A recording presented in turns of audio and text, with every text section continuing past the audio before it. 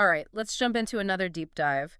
Today, we're going to be heading back in time. Oh, yeah? Yeah, back to the late 2000s. The good old days. Yeah, and we're going to be looking at World of Warcraft, specifically the Korialstrasz server. Ooh, very nice. Yeah, so we're going to be using a blog post written by someone who was on the server during this era and was a guild leader of let's say... What kind of guild? A rather unconventional guild. Interesting. Yeah, and so what I think is so fascinating about this blog post is that it doesn't just give us, like... Just facts and figures. Yeah, it's not just like, this happened, then this happened, and this happened. Right. But it also talks about, like, the wider internet culture of the time. Oh, very nice. Which is so perfect for a deep dive. Yeah, what kind of stuff? Well, it's the era of, like, Leroy Jenkins. Can I show this cheeseburger? Oh, yeah. Like, it's just that era. Yeah. It really is like a time capsule, isn't it? Right. It's like a perfect snapshot. Back to that time. Of what it was like to be a WoW player back then. Oh, yeah. Okay, so to get started, the author starts off by talking about how the launch of Korialstrasz coincides with the Make Love Not Warcraft South Park episode. Yeah. And you can imagine how that impacted the server. Oh, yeah, I can only imagine. Right. That's like the perfect storm for a server launch. It was a phenomenon, that episode. Oh, it was huge. Right, it was massive. I bet it brought a whole new wave of players into World of Warcraft who would have never even heard of it. Right, and they all ended up on, like, that Korialstrasz on this fresh server. Yeah. So you have, like, all these veteran players who are, like, ready to dominate, and then you just have this flood of newbies who don't know what they're doing, who don't even know, like, what a talent tree is. Right. Yeah. And our author was right in the middle of all this. Oh, yeah. Leading his guild called Raid Naked. Raid Naked. Okay. Now, these guys were not your average guild. No. Not dungeon grinders. No, they preferred to target horde cities. Oh, wow. Instead of dungeons. Wow. So they're just creating havoc. Yeah, they just wanted to cause chaos. Wow. And I think that really highlights different. The difference between the late 2000s. Wow. And, like, the more... What we have now? Yeah, the more structured. Yeah, like the structured progression. Like you have to go here, then you... Yeah, you have to get this gear score to do this raid. Yeah. It wasn't like that at all. Right. Back then it was much more... More free-flowing. Right. More community-driven. Yeah. And it was like... It's all about all the stories that you made with your friends. The experiences you had with your guildmates, and it was all about the community. Exactly. And it didn't stop at the computer. So it went beyond the game. Yeah, like our author tells this story about how he's in Stranglethorn Vale. Okay. And he runs into someone he knows from the New York City... Like in real life?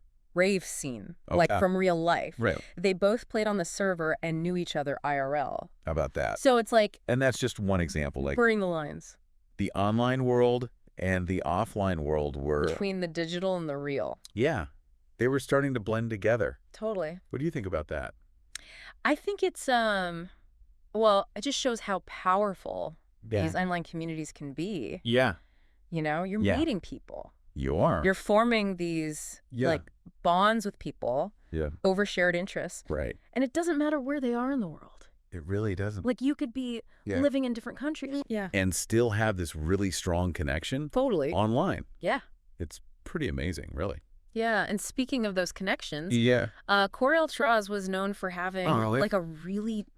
What for? Like a really colorful... Colorful what? Cast of characters. Oh, wow. So like a lot of... The blog post lists a ton of notable guilds and players. Interesting. All with their own reputations and their quirks. Yeah, that's great. It's almost like flipping through a yearbook. Yeah, but instead of high school, it's this like wild online world. I love that. Right. So like reputation mattered. And just like in high school, reputation mattered in Azeroth. Oh, totally. Yeah. So whether you were like a feared raider, or a skilled crafter, or just like a friendly face in chat. Yeah. Like people knew who you were. They knew you.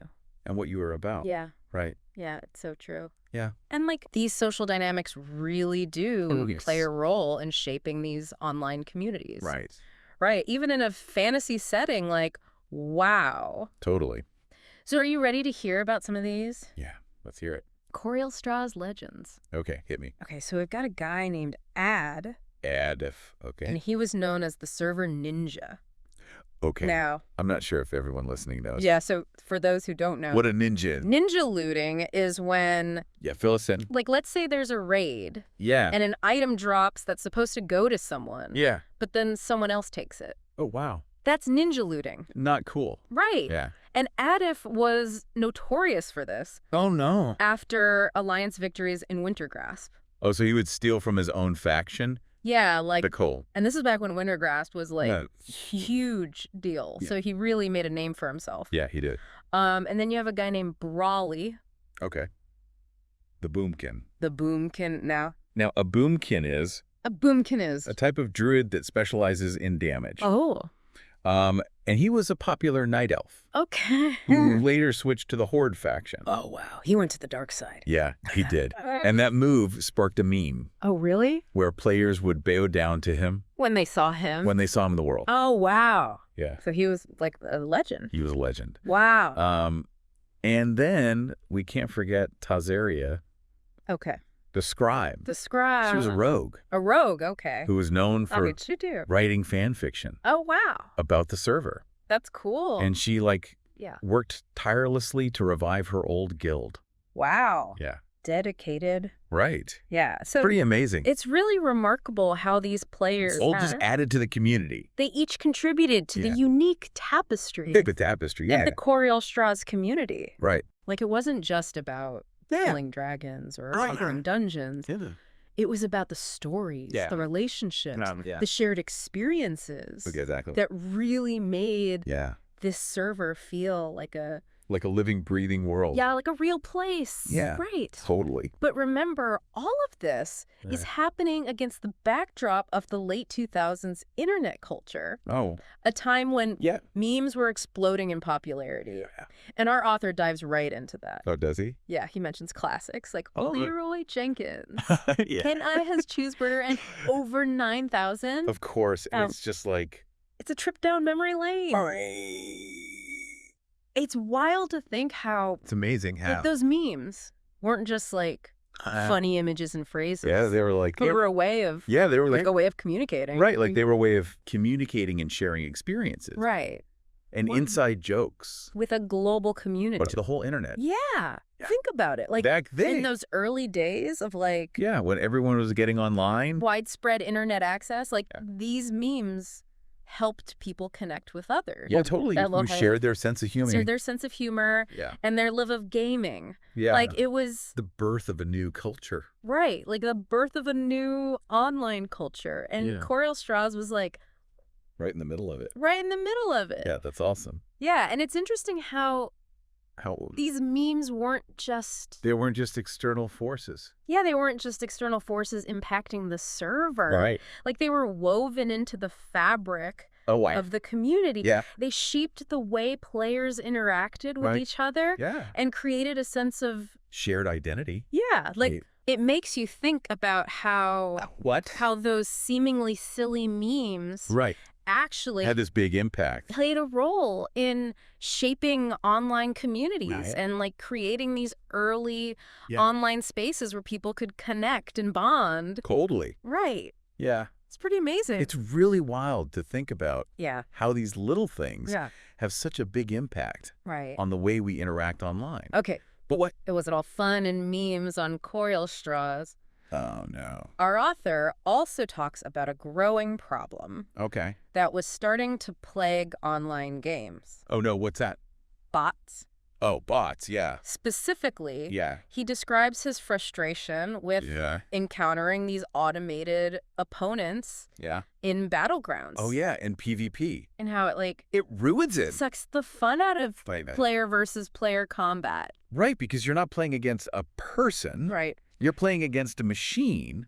You're playing against a computer program. Yeah. And it's an issue. Yeah. That's still around. Many online games still grapple with today. Oh, yeah. It's a big problem. Right. But back then, it was a... relatively new thing. Yeah. And it was starting to have a real impact. Real impact on the player experience. Yeah.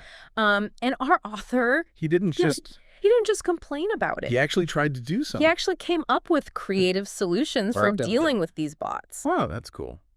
So he talks about... what do you do? luring them into bosses, ignoring them in chat, and even working with other human players to report them. That's great. Right. So he was trying to he outsmart the bots. He was using the game mechanics to his advantage to try to get rid of these bots. That's pretty clever. Yeah. And it highlights the ingenuity. The ingenuity of players back then. Back then, they were faced with this. Brand new challenge. Right. Yeah. And they found ways to adapt and overcome it. Community effort. Collaboration and community effort. Yeah, that's awesome. Right. Yeah. It really speaks to that spirit of resilience. Yeah. Resilience and resourcefulness that characterized the early days, the Wild West of online gaming. Yeah. But it also makes you wonder. Yeah, it makes you wonder, were those solutions? Were they really solving the problem? Really addressing the root of the problem? Or were they just kind of Band-Aids? Yeah. Yeah. It's a tough one. It's a complex issue. It is. And I think it's important to remember that the botting problem wasn't just about disrupting gameplay. Yeah. It was also about the erosion of authentic human interaction. Right. Yeah.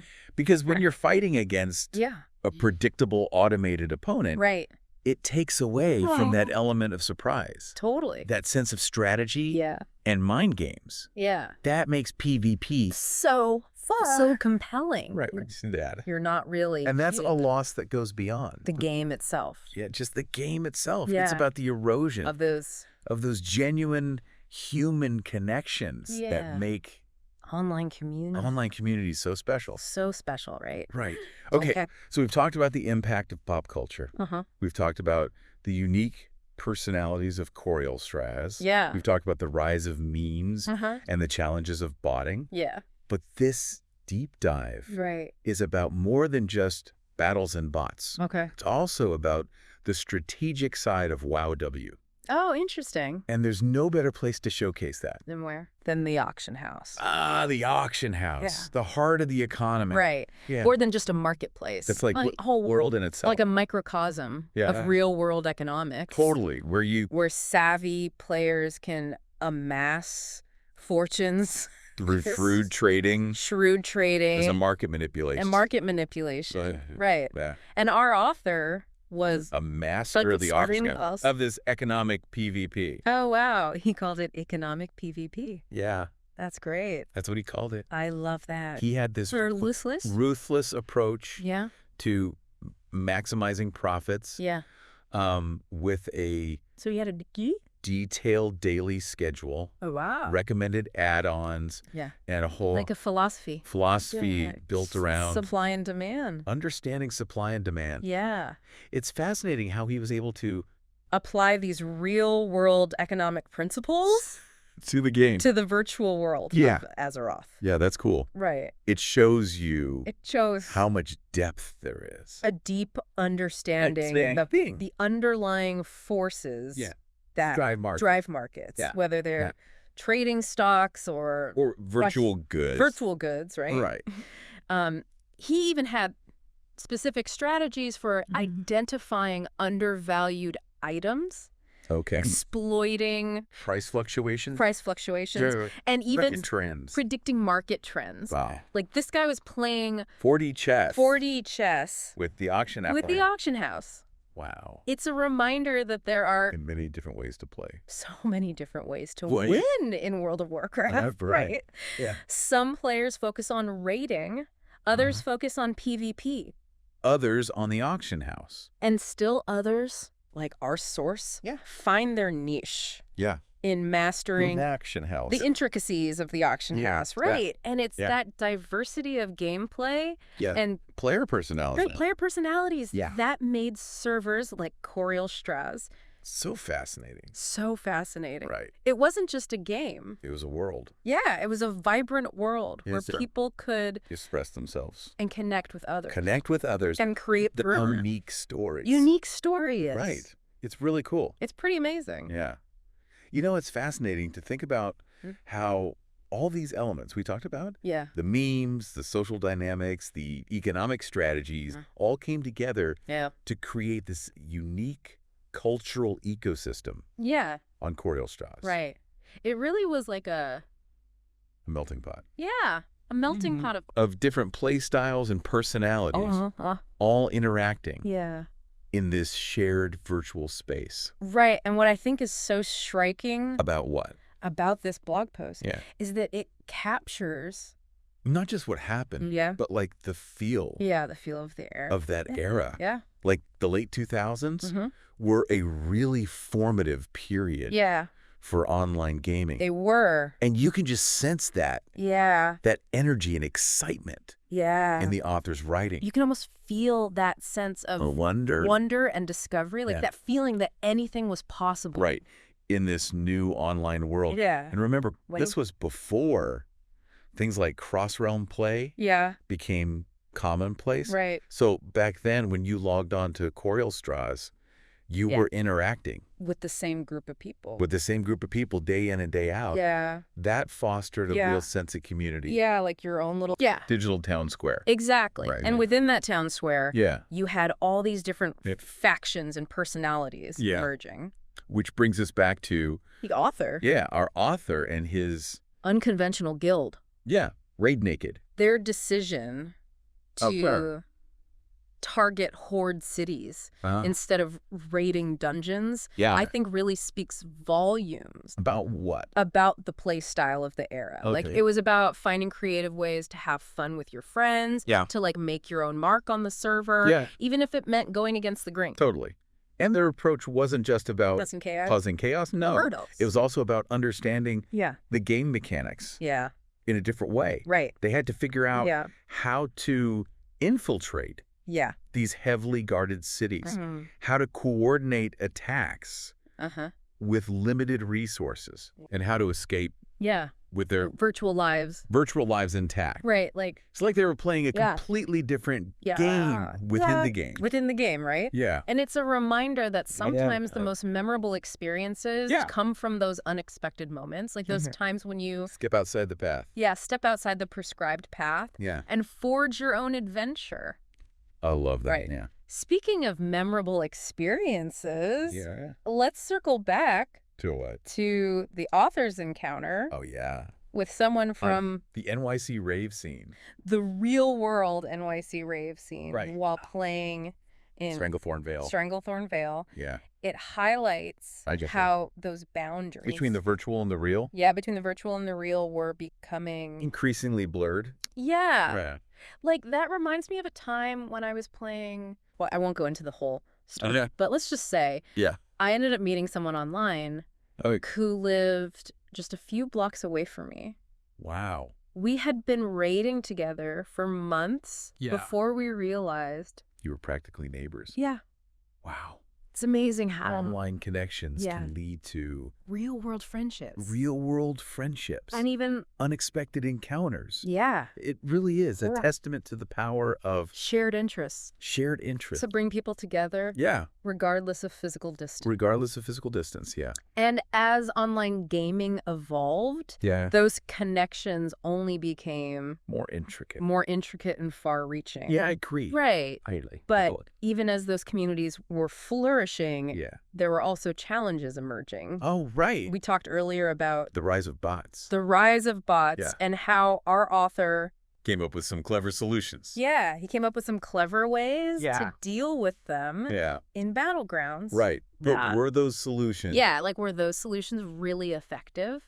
In the long run. In the long run. That's the question. Right, because while those tactics might have provided some temporary relief. Yeah. They didn't address the root of the problem. Yeah, like the underlying issue. That botting was becoming increasingly sophisticated. Yeah. And widespread. Right. It was like a technological arms race. Yeah. Developers trying to stay one step ahead of the bot creators. But the bots. Oh, bots were always evolving. Learning new tricks. Yeah. Finding new ways. To exploit the game. And as botting became more prevalent, it started to have a more profound impact. The player experience. Yeah, the player experience. Imagine logging into a battleground. Yeah. And you're facing off. Against a team of bots. Against a team of emotionless. Yeah. Predictable bots. Yeah, like, it would, Ugh, it would be so boring. It would completely suck the fun out of it. Yeah. That element of surprise, right. That thrill of outsmarting a human opponent would be gone. It's just... And that's a loss that goes beyond... just gameplay. Yeah. It's about the erosion of that human connection that makes online gaming so compelling. Right. It's like the difference between playing chess against a grandmaster and playing against... the computer program. A computer program. Right. Like, sure, the computer might be able to calculate millions of moves per second, but it lacks the intuition. The creativity, the spark of human ingenuity. That makes the game truly engaging. Right. So the question becomes... how do you combat a problem that's constantly evolving and adapting? Right. Like, is it even possible? To completely eliminate botting? To get rid of bots completely. Online games. Yeah, it's a tough one. Right. It's a challenge that persists to this day. Yeah. And while developers continue to develop new methods of detection and prevention, it often feels like an uphill battle. Right. But maybe the answer lies not just in technology, but also in fostering a community that values fair play and authentic human interaction. Right. Yeah. Because if players themselves are vigilant... about what? About reporting bots. Right. And like creating a culture where cheating is frowned upon... it can help to create... a more enjoyable experience. For everyone. Exactly. Right. It's about reminding ourselves that online gaming is at its core a social experience. Yeah. And when we allow bots and other forms of cheating to proliferate, we risk losing that sense of community. And shared humanity. Yeah, right. That's true. So how do we strike that balance between technological solutions and community-driven efforts? Like, how do we ensure that online gaming remains a space for genuine human connection? Yeah. And creative expression.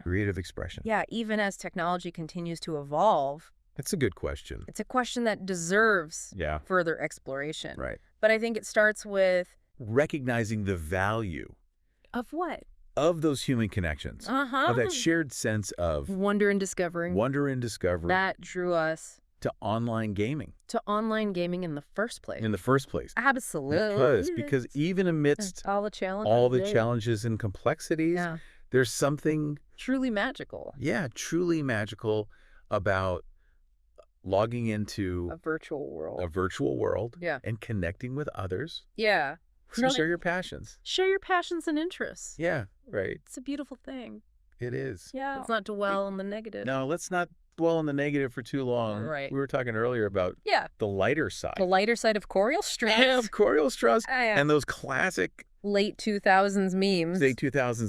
That the author mentioned. In his blog. It's amazing. It's amazing how those simple images and phrases can evoke such a strong sense of nostalgia even all these years later. Totally. Right? It's like they're cultural touchstones reminding us of a time when the internet was still relatively new.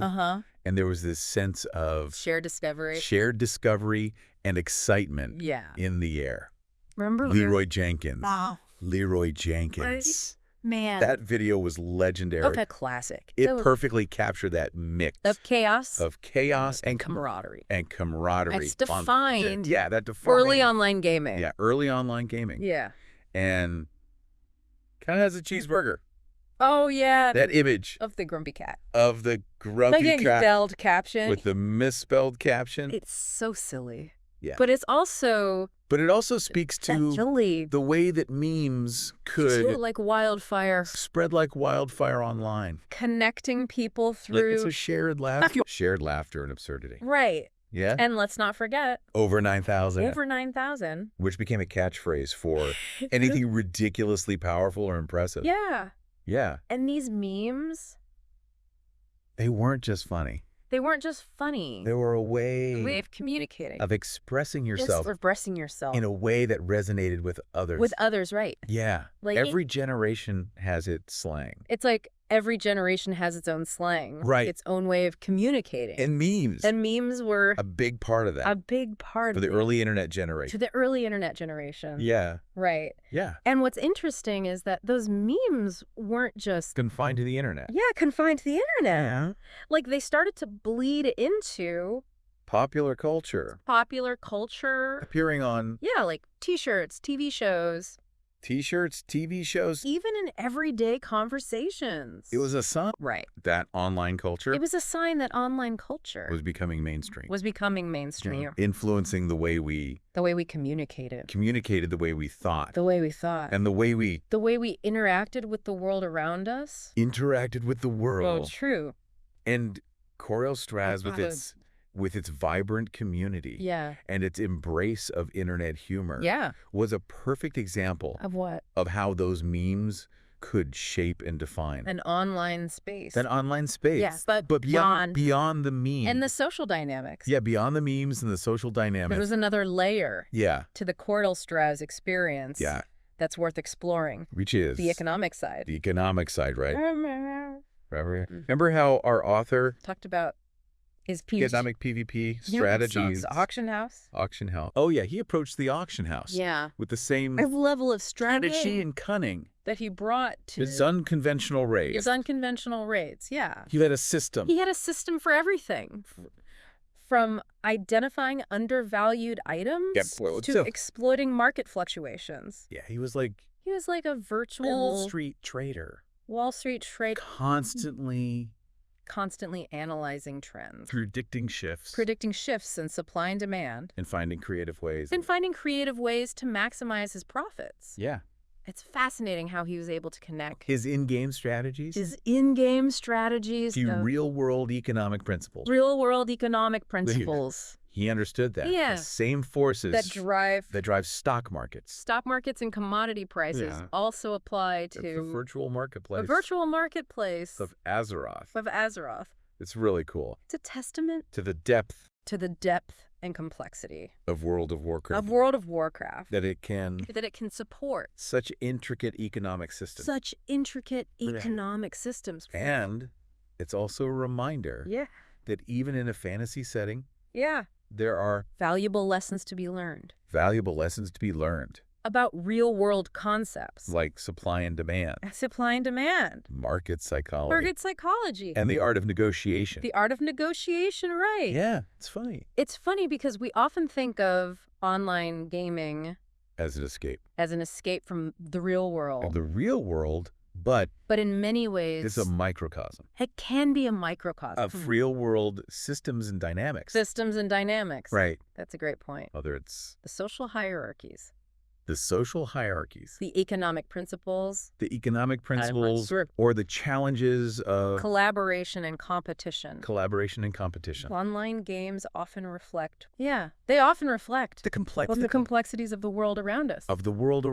And that's part of what makes them so compelling. Right. They offer a space to explore those complexities. In a safe and engaging environment. To experiment with different strategies. And to learn valuable lessons. That can be applied. To both our virtual and real lives. Right? Yeah. So as we continue to delve into the world of Korialstrasz, let's keep in mind that we're not just uncovering the history of a server. We're also exploring the evolution of online gaming itself. Yeah. And the ways in which it has shaped our culture, our relationships, and our understanding. Yeah. Our understanding of the world around us. Right. And as we've seen that evolution has been marked by its triumphs and challenges. Moments of pure joy. And periods of intense frustration. But through it all, there's been one constant. The enduring power. Of human connection. The desire to share experiences. And the drive to create something meaningful. within these virtual worlds. And that's a legacy. That's a legacy worth celebrating. Worth celebrating. Even the landscape of online gaming. The landscape of online gaming continues to change and evolve. Change and evolve, right? Yeah. We're just scratching the surface here. Yeah, we're just scratching the surface. Much more to uncover. There's so much more to uncover about Korialstrasz. And the late 2000s era? In the late 2000s era. Of World of Warcraft. Of World of Warcraft. We've talked about memes. Botting strategies. Rating strategies. And even the auction house. The auction house. But what about? Yeah, what about the impact of those external forces? Like the South Park episode. The South Park episode. How did that influx? Yeah, how did that influx of new players shape the server's culture? The server's culture and identity. In the long run. In the long run. And what about the author's personal journey? The author's personal journey. What lessons? What lessons did he learn? From his time. From his time on Korialstrasz. What lasting impact? What lasting impact did those experiences have? On his life. On his life. Those are all questions. Those are all questions we'll explore. As we dive deeper. As we dive deeper. Into this fascinating world. Into this fascinating world. Stay tuned. As we wrap up this deep dive into Korialstrasz. I keep thinking about how much what? How much online gaming has evolved. Oh, yeah. Since the late 2000s? Totally. Like back then, servers felt like these tight-knit communities, each with its own unique personality and culture. Yeah, they really did. Do you think that sense of community is still as strong today? That's a great question. Right.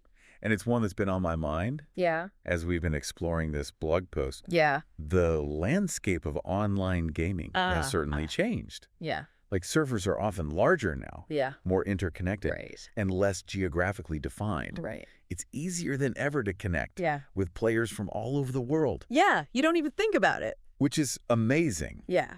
But it also means that those smaller, more localized communities might not be as prominent as they once were. Right. It's like what? It's like the difference between living in a small town where everyone knows your name and moving to a big city where you're surrounded by millions of people. Yeah. But maybe don't have that same sense of connection. Sense of close connection. Right. Yeah. But what? That doesn't mean that those close-knit communities have disappeared entirely. Okay. They might just take different forms now. Like what?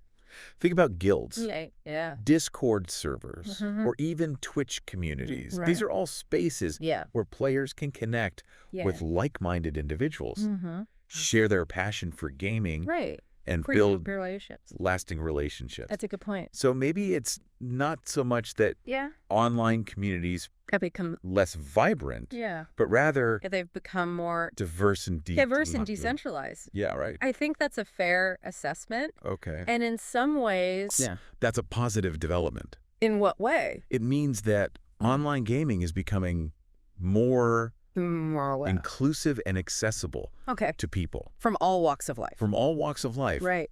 You no longer have to be limited by your geographical location. Your social circle. To find your tribe within the gaming world. Right. And that brings us back to our author's experience. On Korialstrasz? On Korialstrasz, he found his tribe. Yeah. In this quirky, unconventional guild. That raided horde cities. Right. Instead of dungeons. They created their own fun. And created their own fun. Their own stories. And their own unique sense of community. Within the larger world. Of the World of Warcraft. Yeah. And that's what I think is so inspiring about this blog post. Yeah.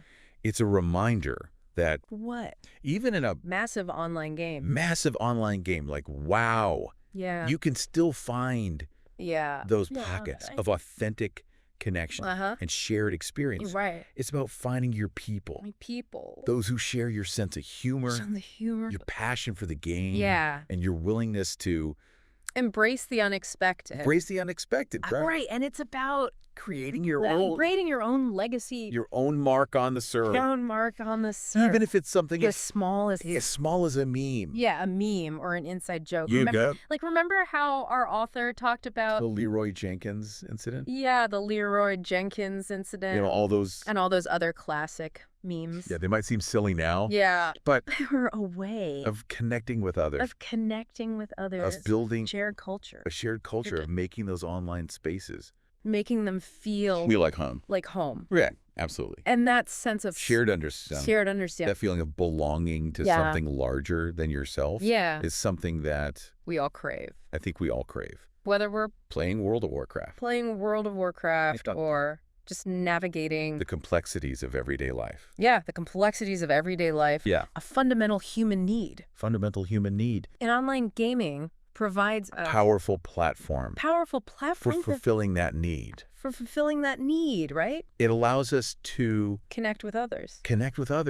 Share our interests. To explore new worlds. And challenges together. To create lasting memories. That transcend the boundaries of the virtual. and the real. So as we wrap up this deep dive, Yeah. I think it's important to remember Why? that online gaming is More than just a form of entertainment. Social phenomenon, a cultural force, and a powerful platform for human connection. And as we've seen through our exploration of Korialstrasz, a constantly evolving landscape, one that's shaped by both technological advancements and the ever-changing dynamics of human interaction. But no matter how much the technology changes or the how landscape evolves, there'll always be something special about logging into a virtual world, finding your tribe, and embarking on adventures together. Because at its heart, online gaming is about connection and about shared experiences, and about enduring power of human relationships. And that's a legacy worth celebrating. Even as we look ahead to the future of online gaming. And all the exciting possibilities. It holds. Yeah. Thanks for joining us on this deep dive into the world of Korialstrasz. Until next time. Keep exploring. Keep connecting. Keep connecting. And keep creating those unforgettable memories.